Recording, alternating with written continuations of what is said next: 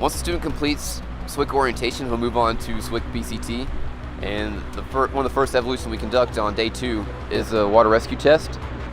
If a student isn't able to complete the evolution or pass the test, he will go before a review board and will be considered for either removal from training or possibly setback. We're looking for students to be able to rescue a simulated drowning victim. Real world application is someone gets thrown off a boat or knocked unconscious, and we need to be able to perform a rescue in the open ocean. The technique starts by executing a stride jump and entering the water. The student will then rescue crawl stroke to the simulated drowning victim.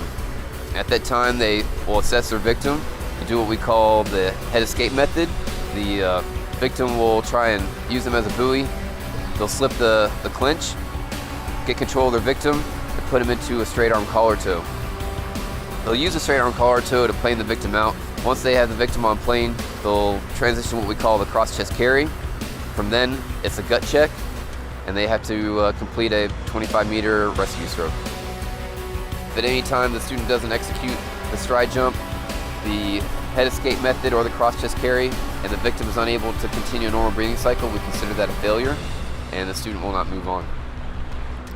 This is a high attrition evolution. We can attribute most of our attrition to this evolution, and it's just because a lot of our students will show up unprepared and not comfortable in the water. One way guys can practice when they're home is they can either consult the total immersion swimming technique. So any lifeguard videos they can watch, techniques, the total immersion swimming techniques, we rely heavily on that as part of our teaching method. So if you can find swim coaches, lifeguarding, any of those things in your local area will benefit.